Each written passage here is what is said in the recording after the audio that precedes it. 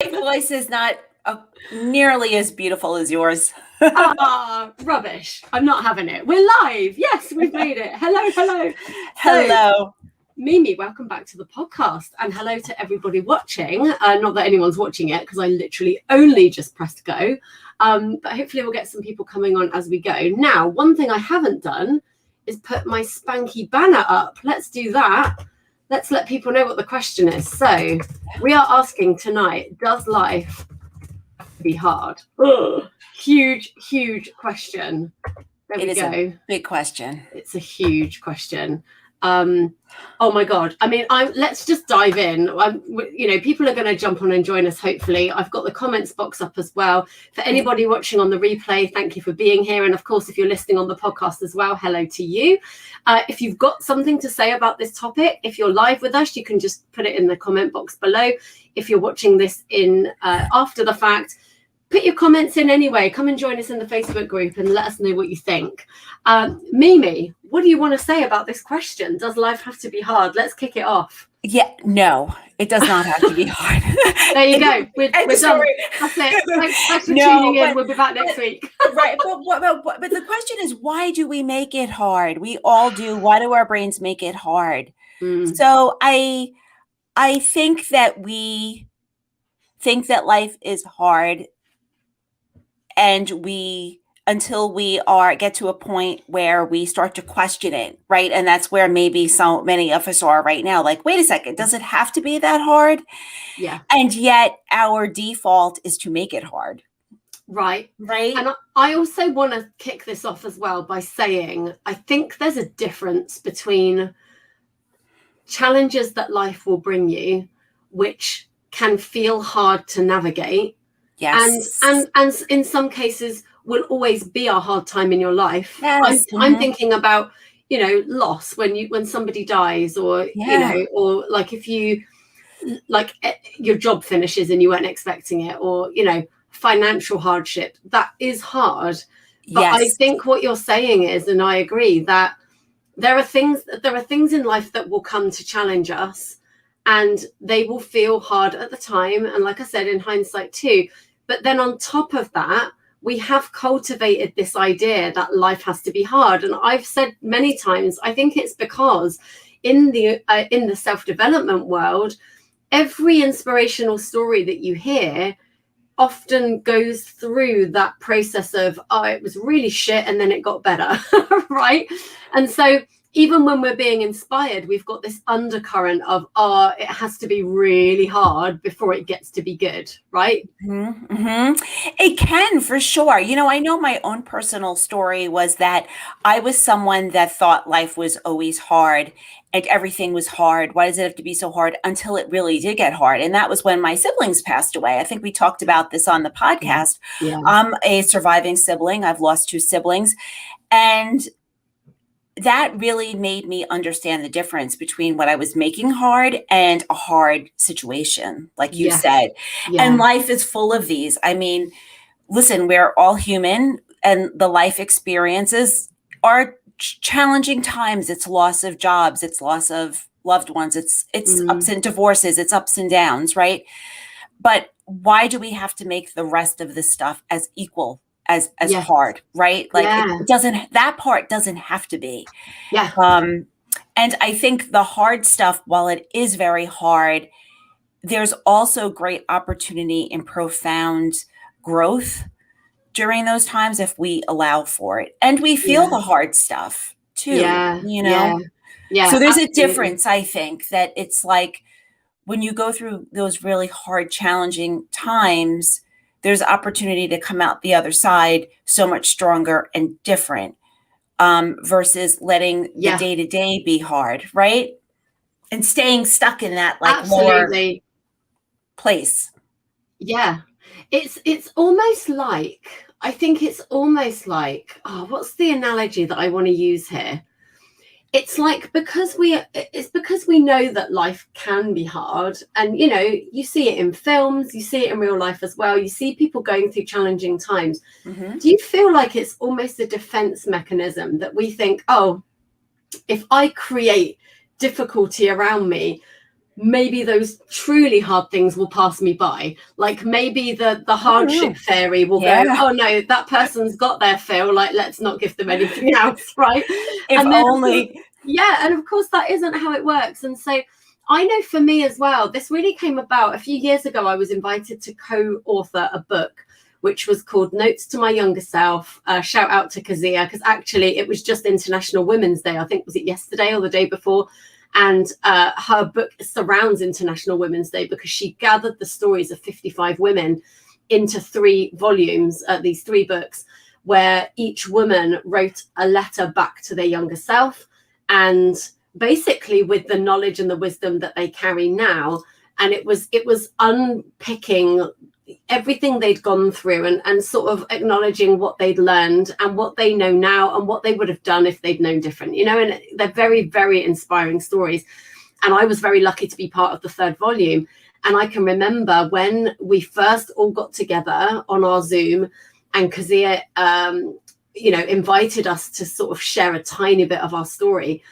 Very quickly, I felt inferior. Very quickly, I felt like, why am I in this book? Because my story was about, I don't want to downplay it, but my story was basically about the breakdown of an important relationship that it sucked balls. It is still one of the most traumatic things I've been through. But then when I was hearing the lady that was talking about her child that she lost, and somebody else who was talking about one lady was in an accident and the other guy died, and she had to live with that, right?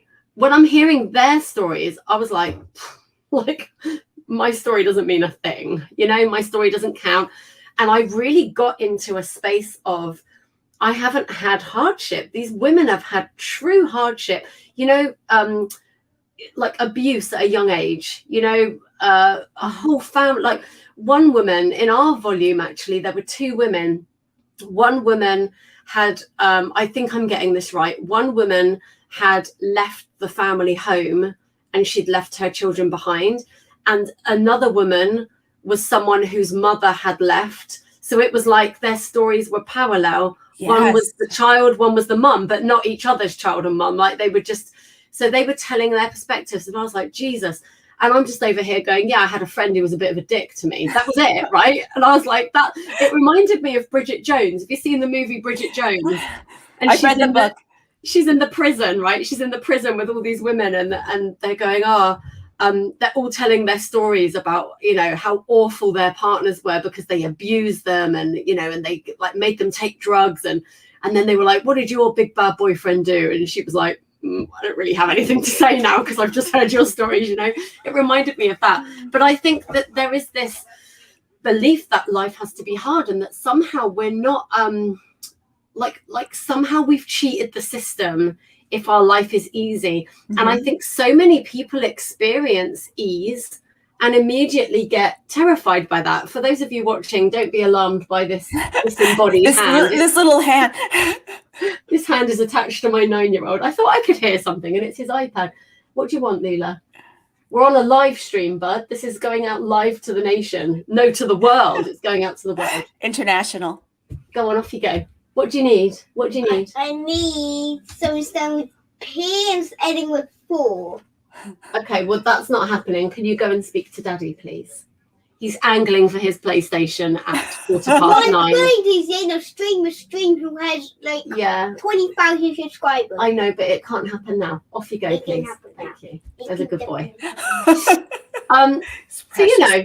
there are challenges, right? Hence, that's a challenge, right? But that's not hard, and right. And sometimes we make it so hard. And I wonder also if we use it, like you said, not even as will the challenge fairy jump over me, but even if we've been through the hard times, sometimes we are always just anticipating everything to be hard. Like that is something that I've had to work through, something that I work through, where I'm always positive that I always have a positive outlook. I believe in the possibility, but I also worry that something bad will happen. right? And so I'm always waiting for like they say the shoe to drop, right? Absolutely. Yeah. And I realize that that's something that is programmed into my brain, and something that I actively have to think a different thought, right, when that comes up, so that I can get myself out of that spiral. I think that's a great point. And I know for a lot of people that listen to this podcast and that watch these live streams, that's where they're at. They're dealing with things like anxiety, depression. And that's exactly what anxiety is. You're constantly waiting for the terrible thing to happen. Right. And sometimes you don't even know what the terrible thing is. You just feel this sense of dread and you don't even know why.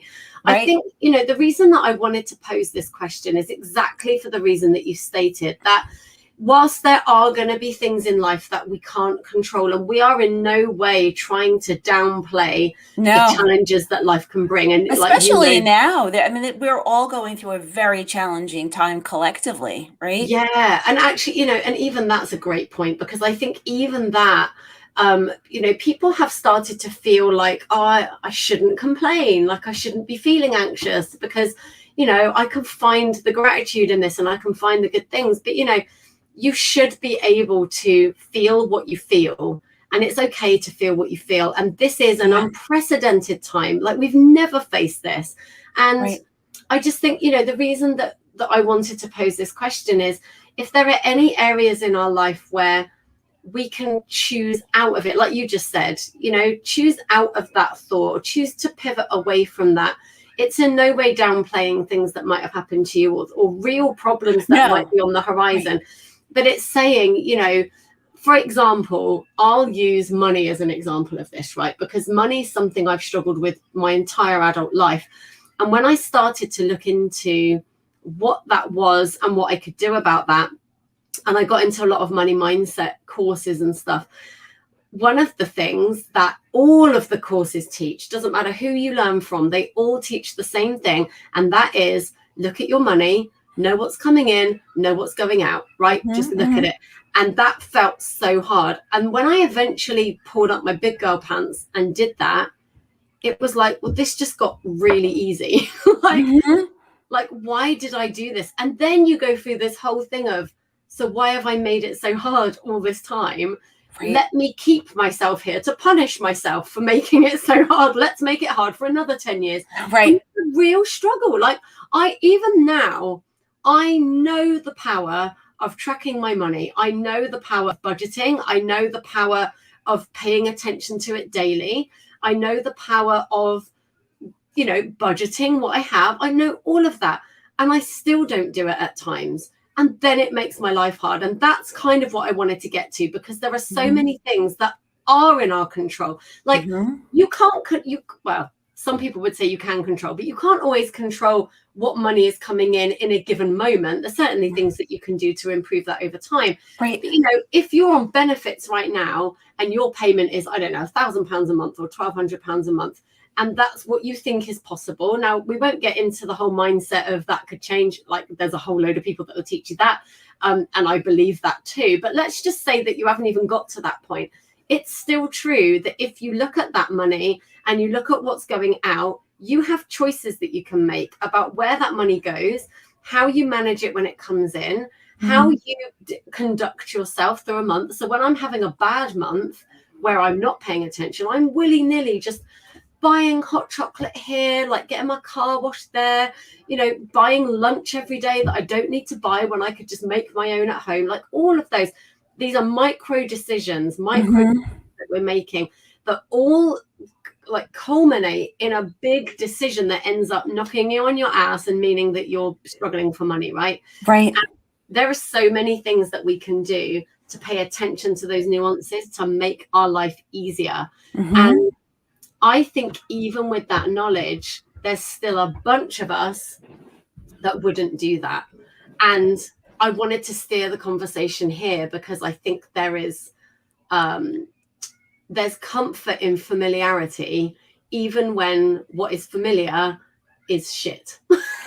Right. Well, that goes back to even my always waiting. So my big thing, I'll tell a quick story. I have a business partner, and one day this was a huge wake up call for me. So I was working, I turned off my phone and my email, all that stuff. I was working, and I turned the phone back on, and they were urgent messages from her. Call me, I need to talk to you. And my heart started to boom, boom, boom, boom. I thought for sure someone died. And in my head, what happened? And I got a hold of her and I said, what happened? And she said, we're going to be on the Today Show. This was the best news. Like I could, Today Show is a big deal in the United States. Yeah. And I was like, I was certain that something critical had happened, devastating. Yeah. And it got me to thinking that my brain is so wired. Like, so instead of something that could, I wasted a half hour, 15 minutes and got myself all worked up, convinced.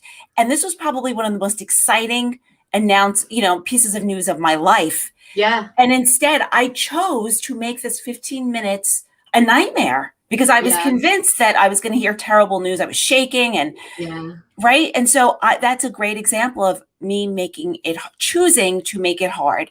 Yeah. And that was a wake up call from me where I was like, what am I doing? Why am I choosing to make things, the most joyous occasions difficult? Yeah. Right? Yeah. I've experienced that too. I experienced that when my children were babies, actually, with all three. And I think this is such a common thing with motherhood. But, I would put them down to bed. Then I would go to bed and I wouldn't sleep because even though they were asleep, I would be convinced that I was going to go in and find that they'd stopped breathing or that something had fallen on their face. And because you hear these awful stories. And I had to really talk myself down. By the time I had my third child, I just had to keep saying, look, that those stories happen because you've heard them. Be grateful that you've been told them because now you can make choices about what you put in the cot. And how you put your baby down and how often you check and whether you have a monitor and you have that information. Right. And really you worrying about anything, whether it's that or anything else, you worrying about that. It's not going to change it. It's not going to change it. No. Yeah. But we think it will. And I think that's it. And not consciously, but subconsciously. We think that we're doing something towards it. We think the more we worry, the more we're going to keep it away. And either we're bringing it closer to us or we're just wasting time and energy. It's like. Exactly. Yeah, exactly. I think for those people, by the way, if there is anybody watching us live, I'm in StreamYard right now, so I can't see all the places that we're live. So if you are commenting and I'm not replying, my apologies. I will check back in after the live stream and obviously reply to any questions. But if you have an answer to our question, or if you have anything that you want to say about these conversations we're having, we'd love to hear. Put them in the comments. Like I said, if this is after the fact, then come and join us in the Facebook group. I would love to know if you have some tips or some advice for anyone listening who knows that they are in that place of constantly worrying, constantly leaning to the bad side, constantly, waiting for the shoe to drop, like you said. Yeah. There's something that people can do if they know that they're in that headspace. And I think a lot of people are now because we've just been through a global pandemic. We're still in it. And there is so much unknown that I think probably more people than ever are probably now dealing with that. What are some things that people can do to help themselves out of that mindset if that's where they're at? Yeah, I'm so glad you asked that. So the first thing is to not beat yourself up.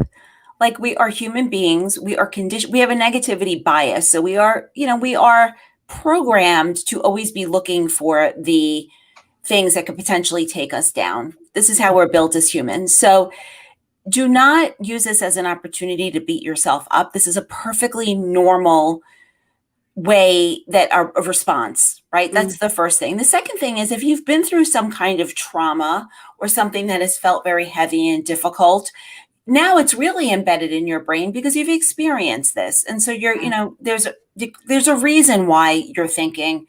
So really be kind to yourself and treat yourself as you would like a child. Like, you wouldn't scream at a 3-year-old for being afraid of something. So same thing, like, treat yourself with kindness and respect and understanding.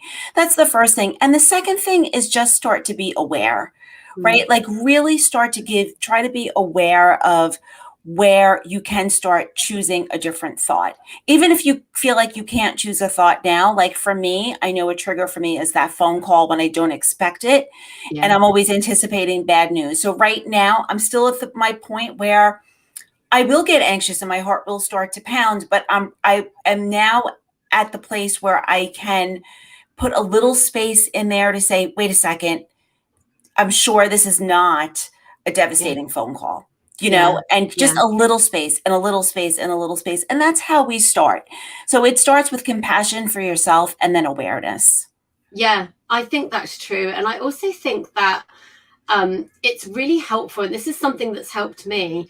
It's very helpful to cultivate what you consume on a day-to-day basis. Mm-hmm. I saw somebody post on social media, I think it was earlier today, saying, I've made the decision that I'm coming off all social media because it's so toxic. Like all you see are, you know, edited photos that aren't real, like, you know, awful stories and news and, you know, scaremongering and blah, blah, blah, blah. And I'm coming off it. And I remember reading that comment and going, wow, really? Because I don't see that on social media. But I think it's because I've very carefully cultivated who I follow and what I consume. And so something that helped me that I would also suggest for anyone listening is go and find the people that are living, breathing examples of the opposite of the thing that you're afraid of. So if you think life is hard, go find the people that are telling you it's not. They are embodying. And of course, these people are still living their life. They still have challenges. They've been through marriage breakdowns. They've had sick kids. They've had, you know, businesses crash to the ground. They've been through bankruptcy. They've been through it. They're real people. I'm not saying go and find people that are going to lie to you and tell you that it's all golden. These are real people that have had real experiences and are saying, in spite of this, this is what I'm now choosing. And I'm going to shout out Amanda Francis, Katrina Ruth, Vanessa Moss. These are all people that I have in my space. Nick Tillier and Courtney Tillier, all people that all have stories to tell about things they've been through that are now choosing a life that's phenomenal. And they're all authentic. They're all real. And, you know, definitely check those people out. And, you know, there'll be a million more as well. But you can, even that's a choice, right? Even that's a choice. It's a choice, even who you surround yourself with, like, you know, and I'm not saying go and sack all your friends or like cut off your family, but when you need support, do you text your friend who's a total negative Nancy that's just going to piss all over it? Or do you have someone that you can get, like I'm in various Facebook groups that I know can lift me up when I'm having my, you know, what I would call a harebrained idea, but that's my creativity. And I normally achieve what I see in my brain. So I'm deliberately in places that when I go in there and go, hey guys, I'm going to do this thing, they're like, go on, Lily. Yeah, you are, you know, because I know that if I tell certain people that I'm connected with, they'll just be like, oh, that's not realistic. You can't do that. Or what happens if this happens? Or oh, but what are you going to do? Blah, blah, blah. I'm like, no, I don't need to think about that. Don't worry about that when it happens. If it happens. Yeah. So right? Absolutely. Jackie and I talk about, we have a tiny course. It's called Get Unstuck, right? And the first piece of it is the who's keeping you stuck, the who of keeping you stuck, right? And it's just what you said. You have to take a really good look at the people around you. And there are certain people that will keep you stuck for a variety of reasons. Maybe they are just really afraid for you, you know, like my grandmother was that way. She didn't want me to leave the house because she was afraid something would happen, you know, and because she cared. Right. But you have to, when you want to grow, you have to hitch your wagon to the people that are positive, because it's very easy to go the other way, especially when you're new and you're like, you haven't built that muscle yet. Right. And so it's, how do you get to, you know, you have to surround yourself with those people to uplift you and give you the, it opens you up to the possibility. And that's a beautiful energy to be in. Yeah, absolutely. And I love that because actually, you know, in so many cases, the big visions I have very rarely end up being exactly what I thought. And certainly the route is never what I thought it would be. Right. But if I just spoke those dreams out loud and got immediately shot down, I would never have the experience of all the other things that come in as a result of aiming for that. You know, it's that saying, isn't it? Like, aim for the moon and you'll land amongst the stars, or whatever it is. Like, you know, you may as well. And at the end of the day, I think great question to ask yourself. And I think I learned this from Amanda Francis, who I mentioned before. Is this ultimately true? You know, this worrying thought that I have in my head. That's great. I want to start a business, but oh my God, it's probably going to fail, and I'm probably not going to get clients, and I'm probably going to end up bankrupt. Is that ultimately true? Well, for a start, you don't know, because it didn't happen yet. And can you find a bunch of people that have had failed businesses? For sure. But guess what? You can also find a bunch of people that are living dream lives because their business took off, right? I just think, you know, you do have that choice. And I think, you know, if you are in a place right now where you're feeling that struggle, that's a great step to take. Is just, first of all, awareness, like you said. Mm-hmm. And then second of all, okay, well, now I'm aware. What can I change? What is in my control? And something that's in your control is who you surround yourself with, and what you choose to read and what you choose to ignore. Yes, absolutely. Absolutely. I mean, really take a critical look at everything around you. What are you watching on TV? What music are you listening to? What podcasts are you listening to? Yeah. You know, for every negative thing out there, there's a positive. I believe that. And so you need to make the effort to go out there and look for the positive. Absolutely. I mean, I can't believe that half an hour has flown by in this time. I know. I feel like whenever we must be connected at some other level, because whenever we chat, there's just an immediate, I feel like we've known each other forever. Yeah, completely. That's exactly it. And this is exactly what happens, isn't it? When you get together with a friend, it's like, where did those hours go? And this half an hour has felt like 3 minutes, literally. It feels like there's so much more to say, but I know we need to wrap up. So I wanted to thank you again for coming back on. You're welcome. It's been a pleasure. Amazing episode that was out this week. If you haven't caught that yet, guys, it's out on the podcast now. And it was all around looking for the pinprick of light, right? Just search for that chink. I just loved that message that came through in the initial interview, you know, because even that is making something hard, right? If you're under a pile of, you know, worry and stress, right, and you think that all of that has to go before you can elevate, then you're going to just be stuck there constantly. If you can just find that chink of light, just that tiny little thread that will pull you out. Then you just focus on it, and it grows and it grows and it grows. Yeah. Even it just needs to be the teeniest bit. It's there. You have to look for it, though. Yeah. And no matter what the circumstance, I personally believe that it is. Yeah, I just loved that message. So thank you so much. And thank you again for coming back on. You're welcome. It's been a pleasure. Thank you so much for having me back on. You're so welcome. And to everyone listening, remember, once again, confidence is yours as soon as you choose it. Thank you for joining us. I'll be back next week for another live Q&A, and of course, a brand new episode out on Monday. Mimi, lots of love. Thank you. Thank you to everyone watching. We'll be back soon. Bye-bye.